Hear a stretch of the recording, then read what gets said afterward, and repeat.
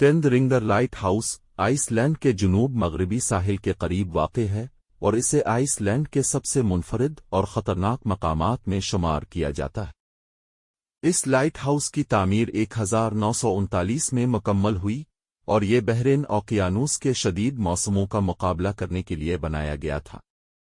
टेंद ringer light house का मकाम इंतहाई दुश्वार गुजार है। ये एक बुलंद और तंग चट्टान पर वाक़ है जो समंदर के दरमियान में खड़ी है। लाइट हाउस तक पहुंचने का वाहिद जरिया हेलीकॉप्टर या कुश्ती है क्योंकि यहां तक कोई सड़क अपल मौजूद नहीं है।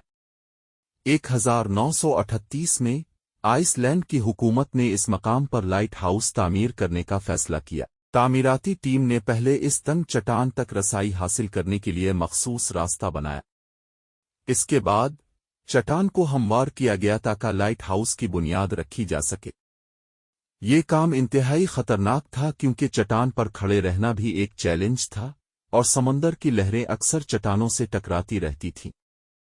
टेंद रिंगर लाइट हाउस का बुनियादी मकसद समंदर में सफ़र करने वाले जहाज़ों को महफूज रास्ता दिखाना है। आइसलैंड के समंदर में मौसम बहुत ही गैर मुतवक्के हो सकता है और इस इलाके में अक्सर धुंध, तूफान और तेज़ हवाएं चलती हैं। लाइट हाउस का रोशनी देने वाला निज़ाम उन हालात में जहाज़ों को रहनुमाई फराहम करता है और उन्हें खतरनाक चट्टानों से बचाता है। ये लाइट हाउस आज भी कायम है और अपनी असल शक्ल में बरकरार है।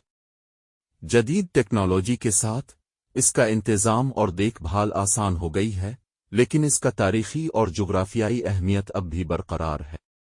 ये मकाम सयाहों के लिए भी एक बड़ी कशिश रखता है, लेकिन यहाँ तक पहुँचना आसान नहीं है, जिसकी वजह से ये मकाम आज भी इंसानी मुदाखलत से महफूज है।